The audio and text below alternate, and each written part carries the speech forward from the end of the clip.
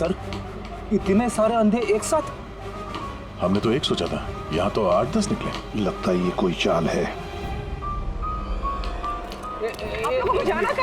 एक मिनट आप लोग रुकिए। एक मिनट, यहाँ कैसे आ गए आप लोग? ये आप सब कहाँ हैं आप लोग? यहाँ क्या बात है? क्या हुआ? यहाँ आंखों का फ्री चेकअप होने वाला है। संपत है आप? संपत? उसने ही बुलाया था हम लोगों को। देखिए, यहाँ पे ऐसा कोई शिविर नहीं है। कौन संपत कौन है? किसने बुलाया आपको? उसने ही तो बुलाया था यहाँ।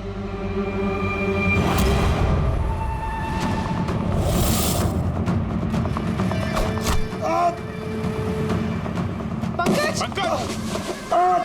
पंकज! क्या हुआ? पंकज! वो रहा। पकड़ो उसे। छोड़ना नहीं।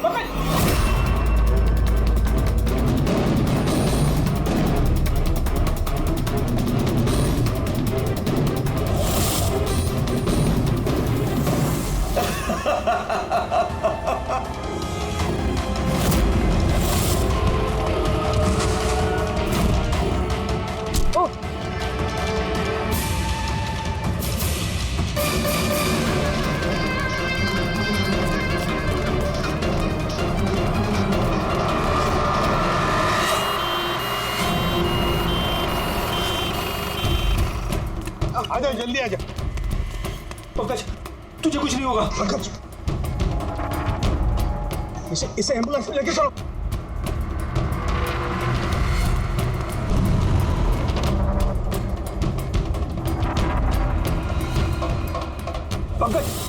पंकज, तुझे कुछ नहीं होगा। पंकज! तारिका, ये लो, इससे जहर का पता करो। अगर जहर का पता नहीं चला तो हम एंटीडोट नहीं दे पाएंगे। मेरी बात सुन रहे हो तुम? सुना नहीं है पंकज, आखिर बंद मत होने देना। आदिश, हमारे पास इसका एंटीडोट हो, वरना हमें इसे हॉस्पिटल ले जाना पड़ेगा। और आई एम श्योर ये वाला जहर पहले वाले जहर से बहुत ज्यादा स्ट्रॉन्ग है। तारिका, एक काम करो, नेशनल बायो सेंटर को फोन करो और उसे लाइन पर रखो।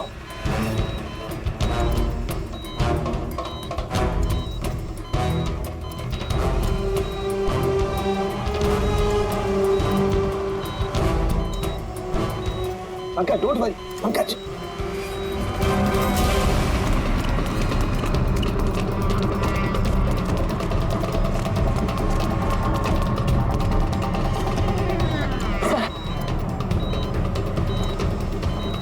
Oh my God, ये नहीं हो सकता है। और सूत्र तो जहर ही बदल दिया। लेकिन सर, हमारे पास इतने सारे एंटीडोट से कोई ना कोई तो काम करेगा ना। कोई काम नहीं करेगा बॉस, ये पौधे का जहर ही नहीं है, उसने जहर बिल्कुल बदल दिया है। अब क्या होगा सर? करना कुछ यार। पंकज की ब्रीदिंग, सब ठीक हो जाएगा। हाँ,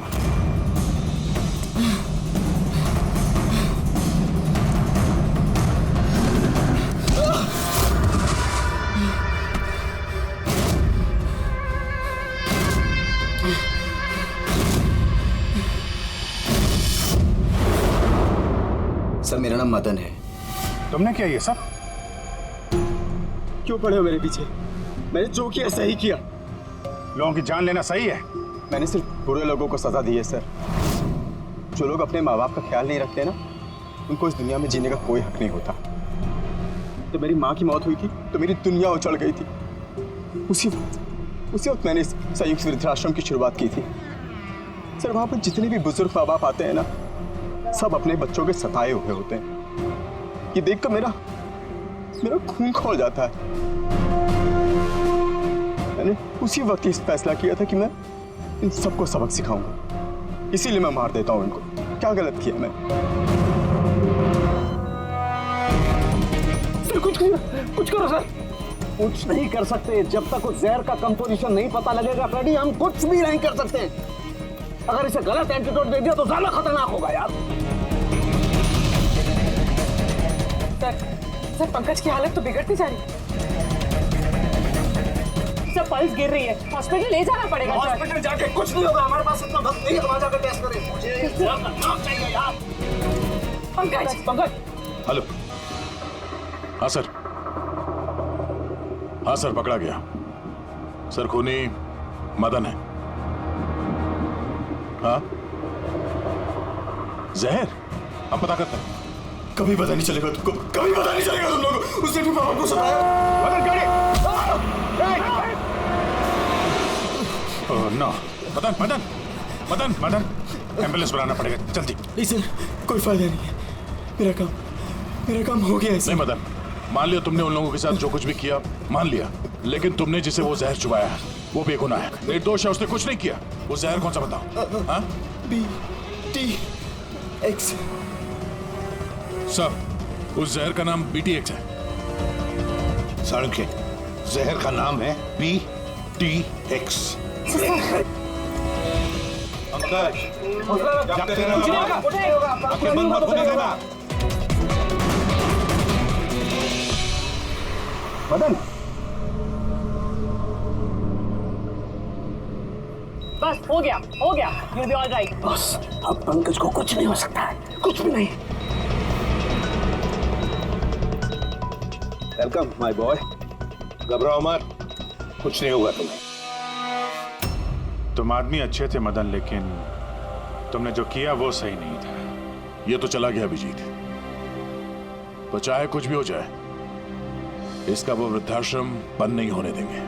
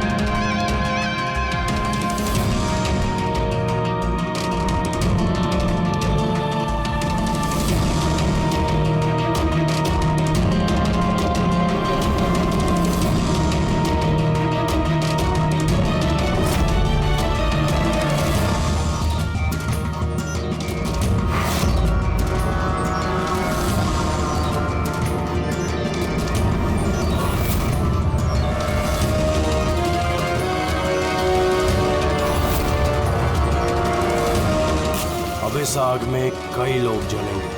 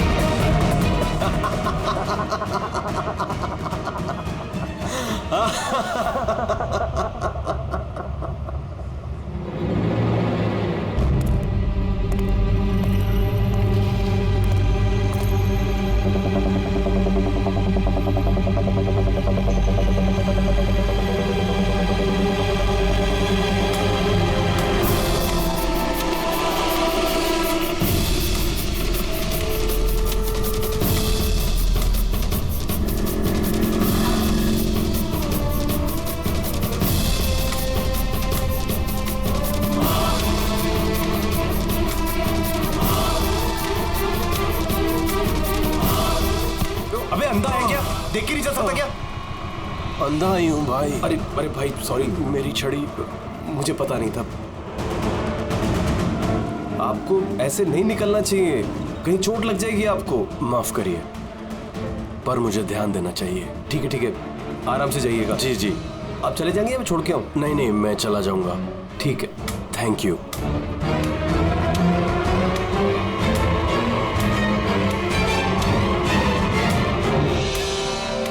क्या हो गया यार, ये इतना दर्द क्यों हो रहा है?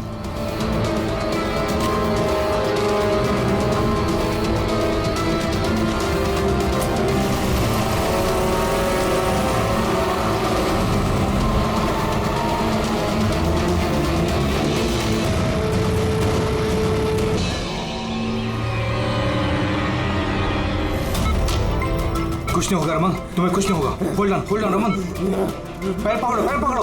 डॉक्टर इंजेक्शन, जल्दी फास्ट, क्विकली। डॉक्टर इंजेक्शन दो जल्दी।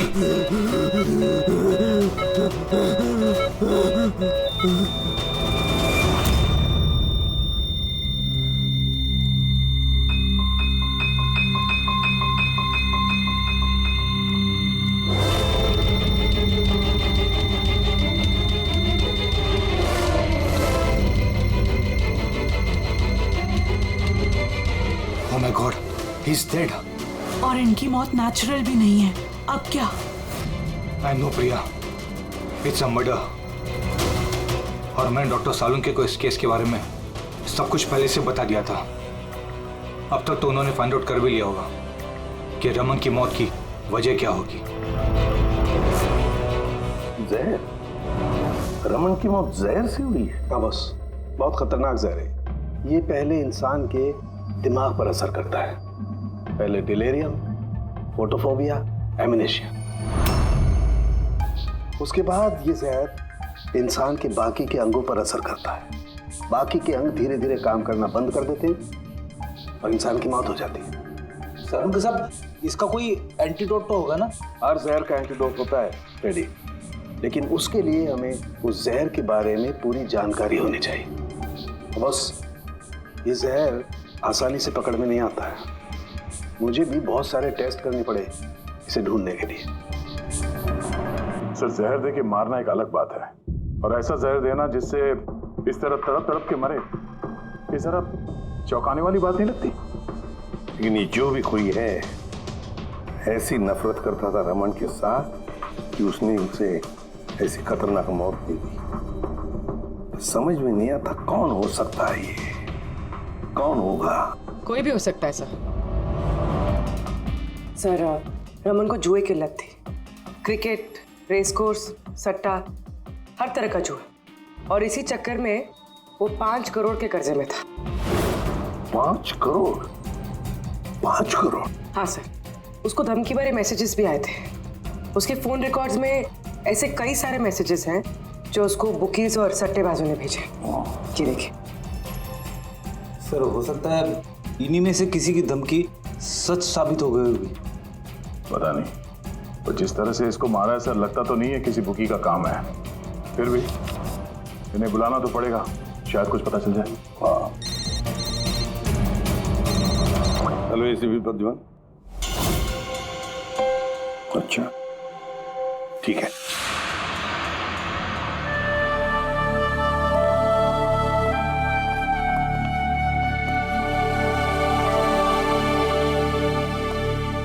आप रमन का चचेरा भाई हितेन। हितेन, किसी ने रमन का खून कर दिया है। क्या लगता है आपको किसने किया होगा? मुझे नहीं पता सर। बुरे काम का बुरा नतीजा, एक ना एक दिन तो ये सब होना ही था सर।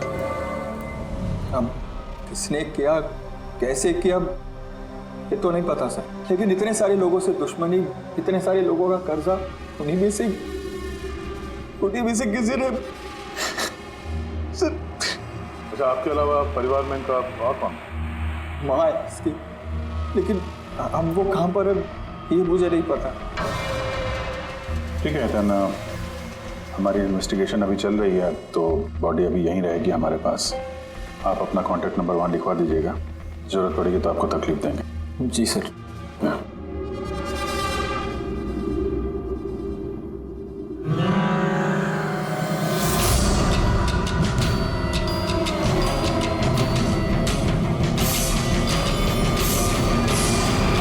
लगता उतना दुखी है नहीं जितना ही दिखा रहा है।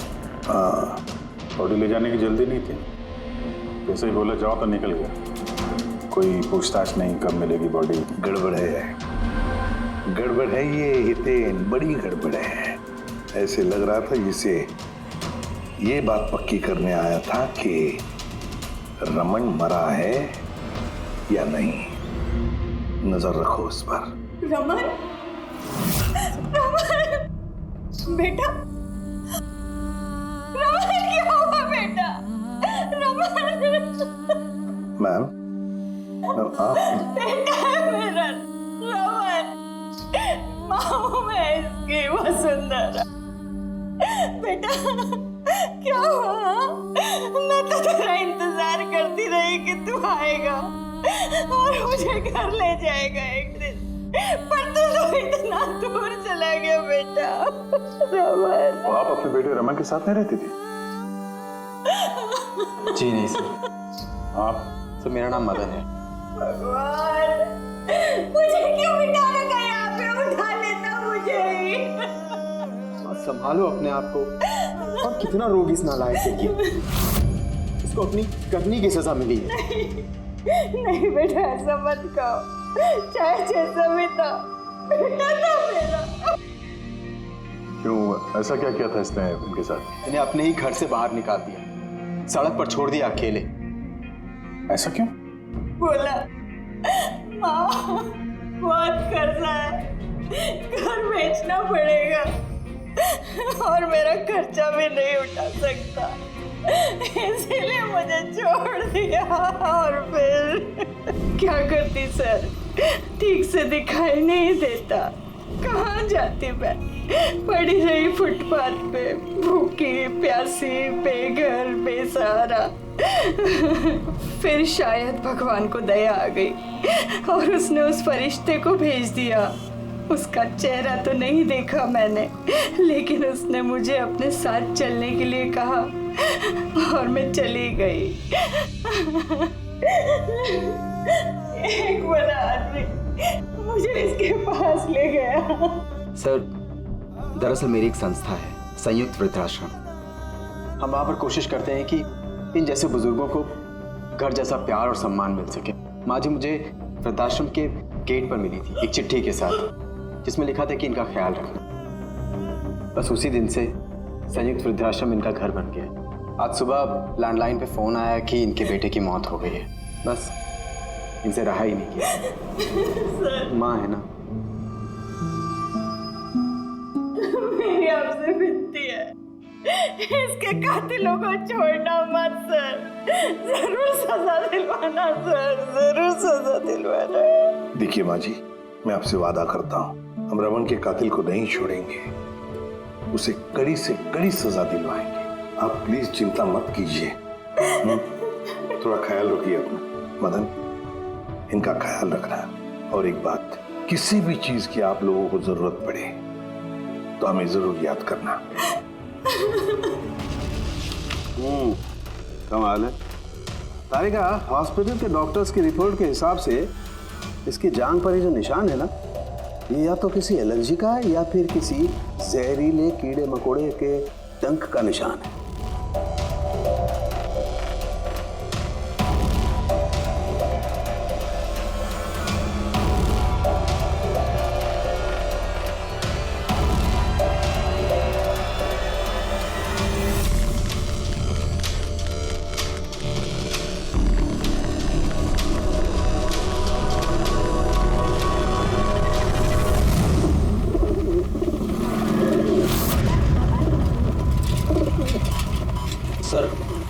इस हितेन की हरकतें ठीक नहीं लग रही है सर। ऐसे ऐसे लोगों के साथ उसका उठना बैठना है, उस पर शक करना बनता है सर। एक और बात है सर, कुछ समय पहले ये रमन ने उसे अपने घर से निकाल दिया था। अब रमन के मरने के बाद वो उसकी प्रॉपर्टी हड़प करने की कोशिश कर रहे थे। सर एक मिनट, यहाँ आएंगे प्लीज। सर इसके स्किन पे ना मुझे कुछ अजीब सा दिख रहा है।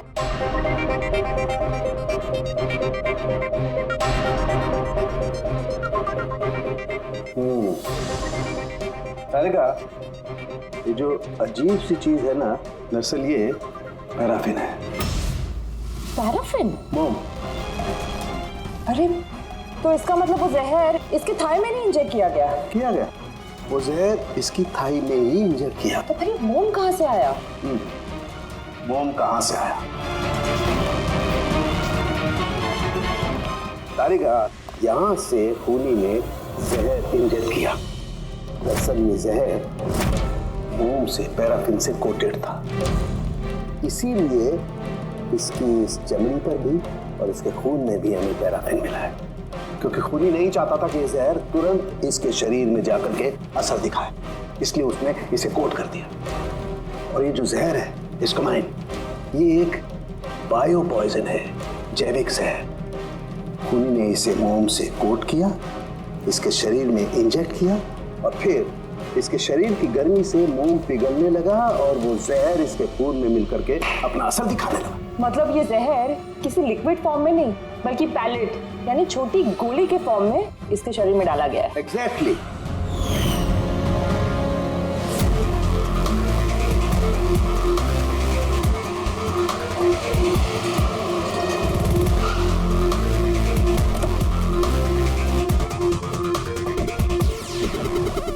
ये है वो कंस्ट्रक्शन साइट जहाँ पे रमन इंजीनियर था। उसके कोलीग बता रहे थे कि यहाँ से निकलने के बाद उसको कुछ पैर में तकलीफ हुई है। लेकिन यहाँ पे जो वर्कर्स काम करते हैं उन लोगों ने बताया कि जब तक वो कंस्ट्रक्शन साइट में था तब तक तो वो ठीक था। इसका मतलब जो भी हुआ कंस्ट्रक्शन साइट से बाहर आने के बाद हुआ, तो यहीं पे हुआ होगा। यहाँ पे तो आसपास पता करते हैं, शायद किसी ने कुछ देखा।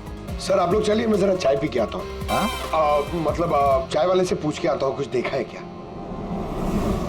अभिजीत, ये बच्ची कंस्ट्रक्शन साइट के सामने अखबार बेच रही है, पूछते हैं उससे।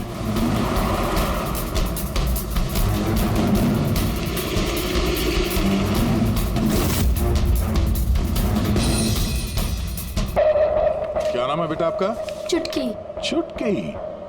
अच्छा बेटा जरा ये देखो, ये फोटो देखो ध्यान से। इनको जानती हैं, पहचानती हैं? हाँ, ये अंकल तो हमेशा मुझसे अखबार खरीदते थे, पर 3 दिन से ये नहीं आए। तो 3 दिन पहले आपने इस अंकल को यहाँ पे देखा था? हाँ, एक आदमी के साथ ये टकरा गए थे। इनको चोट भी लगी थी। वो आदमी बहुत अजीब था। अजीब मतलब? अबे अंधा है क्या? देख के नहीं चल सकता क्या? अंधा ही हूँ भाई।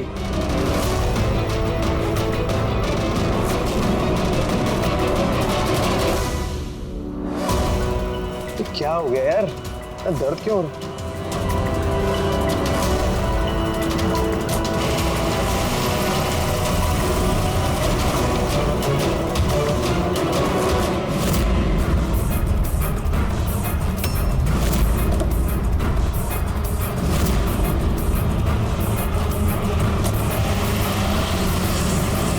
तो अंधा नहीं था और उसी ने हमला किया रमन पे। अच्छा बेटा, आप वो जो अंकल थे उनको पहचान सकते हो? देखा था आपने उनको ठीक से? नहीं। अच्छा वो कार का नंबर देखा आपने? नहीं अंकल, वो अंकल को कार चलाते देख मैं एकदम चौंक गई थी, इसलिए कार का नंबर याद नहीं है। पर क्या बात है अंकल, इंजीनियर अंकल ठीक तो है ना? नहीं बेटा, उन्हें कुछ नहीं हुआ। वो अभी किसी दूसरे कंस्ट्रक्शन साइट पे चले गए, अब वो यहाँ पर नहीं आएंगे। Thank you. आप इस समय अखबार बेच रही हो, स्कूल नहीं जाती आप?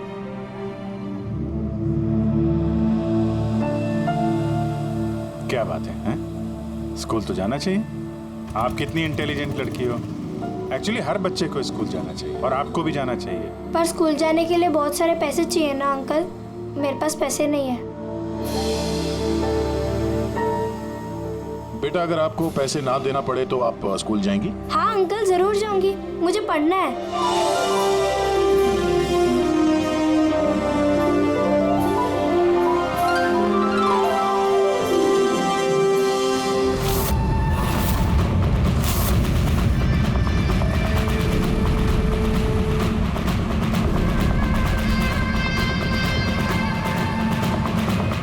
समीर अब तुम्हारी बारी। हाँ बोलो। हाँ यार, तुम्हें एक बार में समझ में नहीं आता है।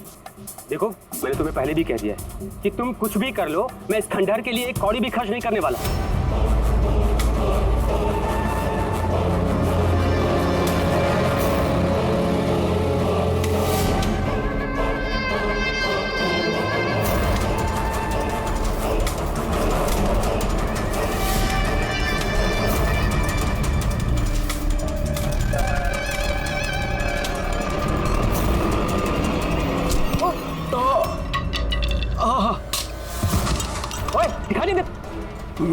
मेरी छड़ी। मेरी छड़ी। आपको कहीं लगी तो नहीं? आप ठीक है ना? मैं आपको कहीं ड्रॉप कर दूं? नहीं नहीं, मैं ठीक हूँ, मैं चला जाऊंगा। आप ठीक है ना? नहीं, I'm okay। आप संभाल के जाइए। हाँ जी, आप संभाल के जाइए। Okay, thank you.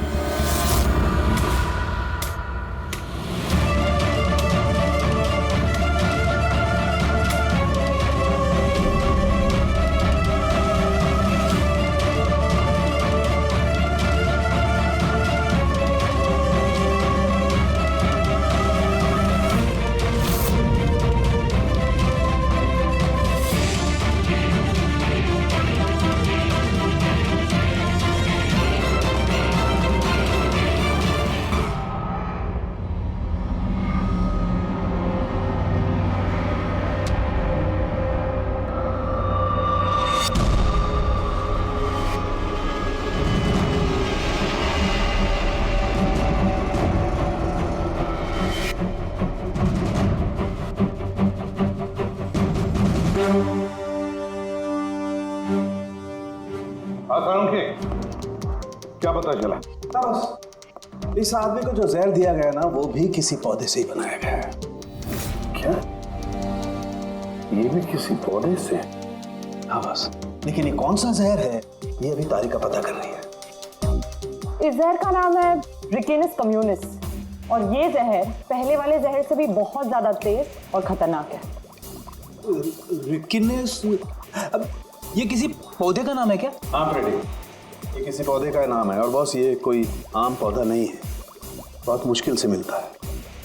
और खूनी जो कोई भी हो बॉस, उसे पौधों के बारे में बड़ी अच्छी जानकारी है। हाँ, जानकारी तो होनी चाहिए पौधों के बारे में, तभी तो। लेकिन सर, इन हत्याओं की वजह क्या है?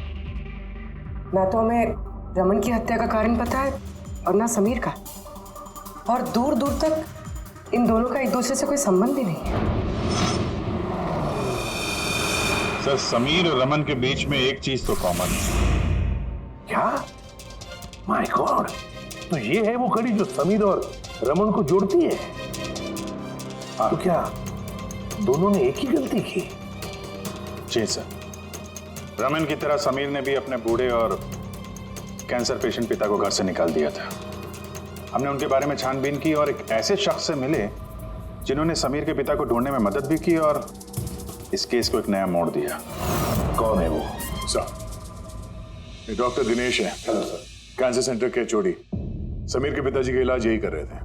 डॉक्टर दिनेश, सर एक बात समझाइए। समीर ने अपने पिताजी को घर से बाहर निकाला था, तो फिर ये समीर के पिताजी आपके यहाँ कैसे पहुंचे, आपके कैंसर सेंटर में? किसी ने उन्हें हॉस्पिटल पहुंचा दिया था। मैं हॉस्पिटल पहुंचा ही था जब मैंने इनको देखा। ये चेयर पे बैठ के कुछ बड़बड़ा रहे थे, हाथ में लिफाफा था। मैंने पूछा कि कौन है, लेकिन इनको कुछ याद नहीं था। मैंने उनके हाथ से लिफाफा लिया। पैसों के अलावा उसमें एक चिट्ठी भी थी। उसमें लिखा था कि इनको कैंसर है और हम इनको अपने यहाँ एडमिट करके इलाज शुरू करें। एडमिशन के लिए डिपॉजिट की रकम लिफाफे में है और इलाज के पैसे भी हॉस्पिटल के अकाउंट में ट्रांसफर हो जाएंगे। उनकी उम्र और हालत को देखकर मैंने उनको एडमिट तो कर लिया, पर मुझे चिंता थी अगर पैसे ना मिले तो। लेकिन भगवान का शुक्र है, अगले ही दिन इलाज के पूरे पैसे 10 लाख रुपए हॉस्पिटल के अकाउंट में ट्रांसफर हो गए थे। 10 लाख रुपए? किसने ट्रांसफर किए? सर 100% खूनी ने दिए होंगे। सर, बैंक डिटेल से पता चल जाए। पता चल गया, एक्चुअली पैसे समीर की वाइफ रत्ना ने दिए थे सर। ये सब मेरी गलती है सर। मेरी वजह से समीर की जान चली गई। मैंने ही उसे उकसाया था।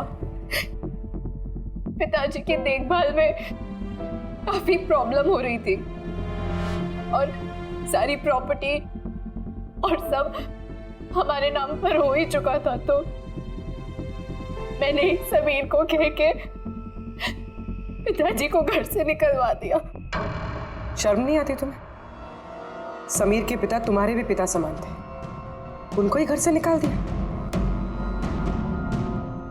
ये सब करने के बाद फिर उनकी इलाज के लिए 10 लाख रुपए क्यों दिए?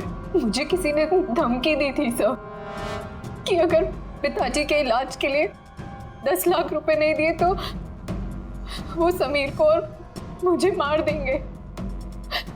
सर मैंने उन्हें 10 लाख रुपए दे दिए, फिर भी उन्होंने समीर को मार दिया। और अभी भी कहा है कि अगर हर महीने पिताजी के इलाज के लिए 50,000 रुपए नहीं दिए तो वो मुझे भी मार देंगे। किसी पे शक है तुम्हें? नहीं। उसके बारे में कुछ याद है? उसकी आवाज, उसका लहजा, कुछ भी? कुछ भी याद नहीं। सर प्लीज मुझे बचा लीजिए। सर मैं मरना नहीं चाहती। सर मैं पिताजी को घर ले आऊंगी, मैं उनकी पूरी देखभाल करूंगी, पूरी कोई तकलीफ नहीं होगी। सर आप प्लीज मुझे बचा लीजिए। घबराओ मत। सर प्लीज मुझे बचा। कुछ नहीं होने देंगे तुम्हें हम। तो भी जिस नंबर से इसे धमकी भरे कॉल आते थे वो नंबर ले लो और पता करो कहाँ का है। आप चलिए।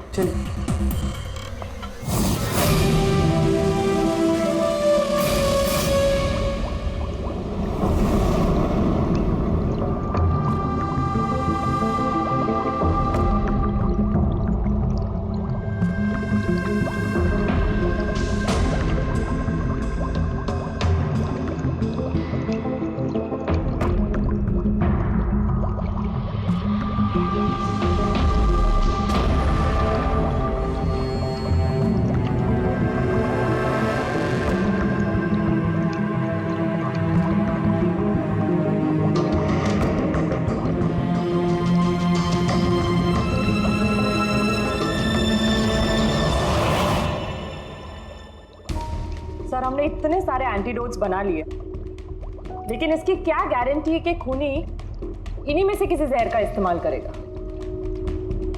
अब कुछ भी हो जाए, हम खूनी का दिमाग तो नहीं पढ़ सकते ना।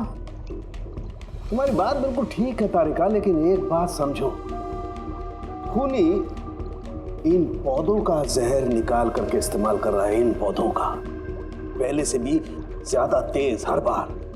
तो हमें हमेशा चौकन्ना रहना पड़ेगा। पता नहीं वो अगली बार कौन से पौधे का जहर किस पर इस्तेमाल करेगा, पता नहीं किस पर, कब, कहां, कैसे, किस पौधे का, पता नहीं।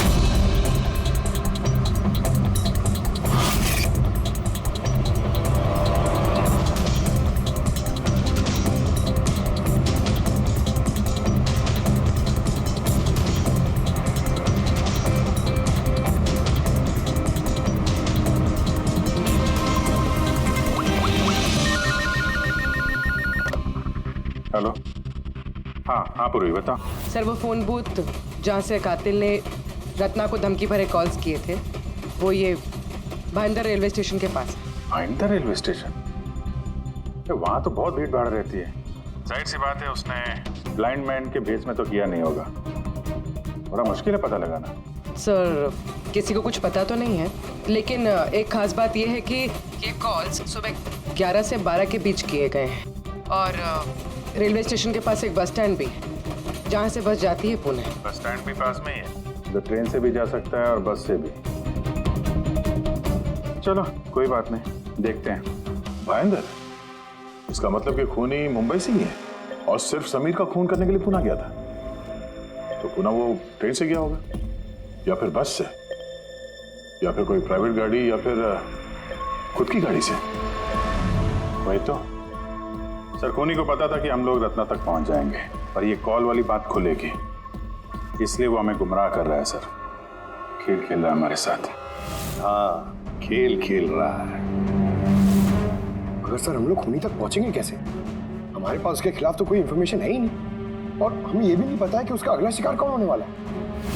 पंकज, इससे पहले कि खूनी अपने शिकार तक पहुंचे, हम शिकार उसके सामने डाल देंगे।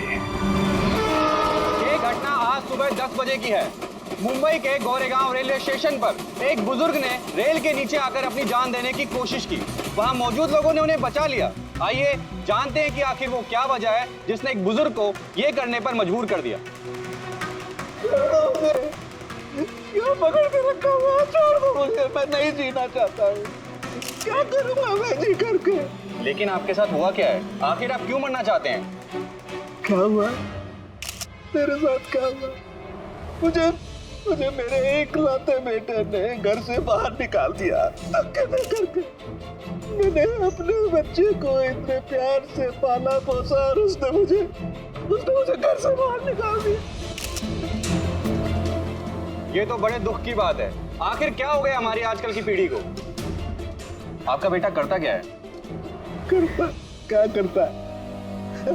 स्कूल जाता है। टीचर है? नहीं, पढ़ता है, स्कूल में पढ़ता है। अभी 8 साल का ही तो है। जी क्या कहा आपने? क्या कहा? आपका बेटा कितने साल का है? कितने साल का है? आपने कहा 8 साल का है। मेरा बेटा 8 साल का है, उसने मुझे घर से बाहर निकाल दिया। मर जाऊंगा मेरे। सुना आपने? इनका दावा है कि इनके 8 साल के बेटे ने इनको घर से बाहर निकाल दिया। आखिर क्या वजह है? कौन है ये 8 साल का बच्चा? रेल की पटरी पर जान देने की कोशिश करने वाले बुजुर्ग के 8 साल के बेटे का पता चल गया है। वो दरअसल 33 साल का सॉफ्टवेयर इंजीनियर है। बुजुर्ग की दिमागी हालत ठीक नहीं है, इसलिए अब भी वो उसे 8 साल का बच्चा ही समझते हैं। उनका बेटा अमेरिका में रहता है और उसने उन्हें घर से बाहर निकाल दिया है। उसके बाद ही बुजुर्गों ने अपनी जान देने की कोशिश की। आइए उनके बेटे से ही पूछते कि उन्होंने आखिर ऐसा क्यों किया। सर एक सवाल सर, क्या ये सच है कि आपने अपने पिताजी को घर से बाहर निकाल दिया है? हाँ, ये सच है। सर आखिर आपने ऐसा क्यों किया? आपको एक बार भी बुरा नहीं लगा? हाँ, निकाला मैंने और बुरा भी नहीं लगा। आप जानते हैं इनको? आपने कभी झेला इनको अल्जाइमर्स की बीमारी है। मैं पागल हो गया उनका ख्याल रखते रखते। मेरी खुद की एक लाइफ है, मेरी वाइफ है, मेरी फैमिली है। मैं क्या करूं? कब तक पैसे दे के इनका ट्रीटमेंट का काम कराते रहूं? मैं पैसे नहीं है मेरे पास, सब खत्म हो गया। अरे यहाँ से, अरे छोड़ दो मेरा पीछा, मैं दूर चले जाओ मुझसे। परेशान हो गया आपसे मैं। ये तमाशा देखो खड़ा कर दिया। खुश हो गए? चले जाओ, मुझे छोड़ गए यार। सर कभी आप भी तो छोटे थे ना। इन्होंने आपको पाल पोस के बड़ा किया, इस लायक बनाया और आपने इन्हें घर से ही बाहर निकाल दिया। तुमको बहुत प्यार आ रहा है? हाँ? जा अडॉप्ट कर ले जाके। दिमाग खराब मत करो मेरा। तुमको जो करना था ना तुमने आके कर लिया बवाल खड़ा। प्यार भी मिल गई ना तुमको, पैसे कमा लिए ना। हटो यहाँ से। तो देखा आपने कि किस तरह एक लड़के ने अपने बाप को घर से बाहर निकाल दिया। अब ये बेचारे बुजुर्ग कहाँ जाएंगे, किसके सहारे जिएंगे? इन्होंने अपनी सारी पूंजी अपने लड़के पे लगा दी और आज इनके लड़के ने इनको घर से बाहर निकाल